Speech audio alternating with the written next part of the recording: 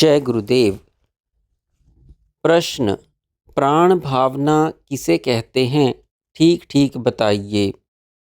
उत्तर: इस देह रूपी घर के बीच दाहिने और बाएं भाग में ईड़ा और पिंगला नाम की दो अत्यंत सूक्ष्म नाड़ियां हैं जो सभी प्राणियों के शरीरों में होती हैं।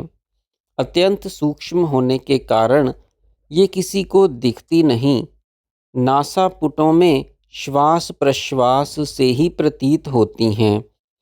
शरीर में परस्पर संपुटित कमल के 3 जोड़े हैं। इन्हीं तीनों में प्राण की समस्त शक्तियाँ ऊपर और नीचे फैली हुई हैं।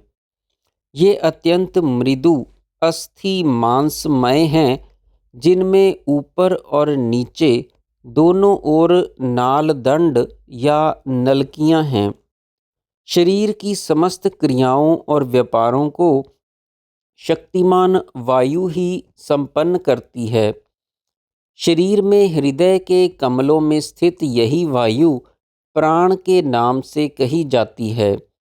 इसकी विभिन्न कार्यों को संपन्न करने वाली शक्ति को शरीर में विभिन्न नामों से कहा जाता है।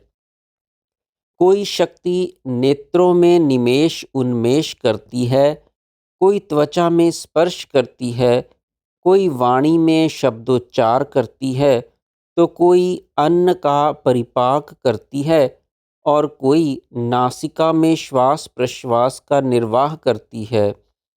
यह प्राणवायु ही कठपुतली की भांति शरीर से सभी क्रियाएं कराती है।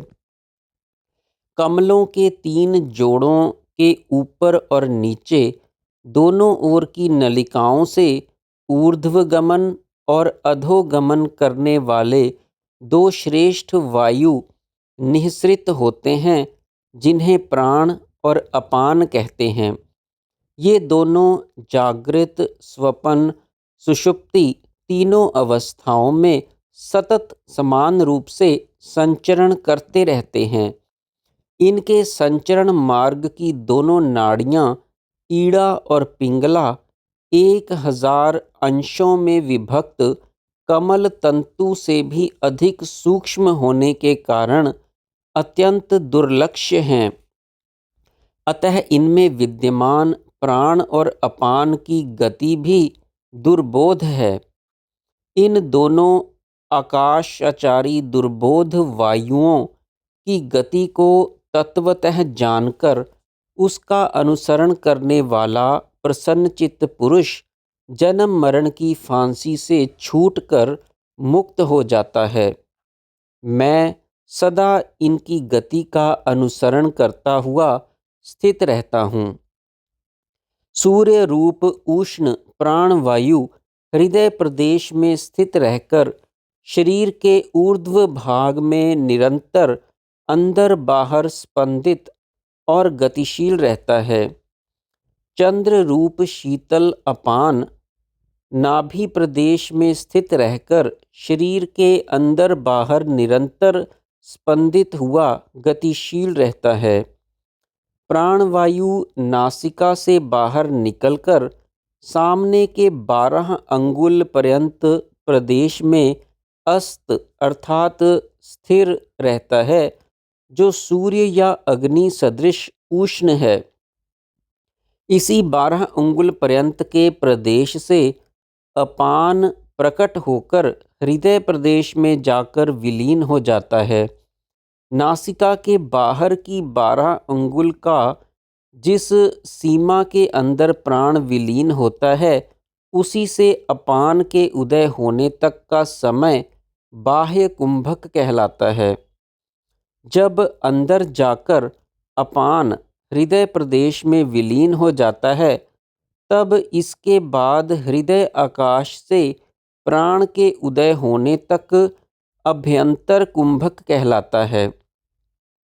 कुंभकों में मन को स्थित रखने से प्राण धारणा सिद्ध होती है और सूर्य की गर्मी तथा चंद्र की शीतलता के संयोग से द्रवित अमृत का पान करके मनुष्य अजर अमर चिरजीवी अर्थात परम पद को प्राप्त हो जाता है।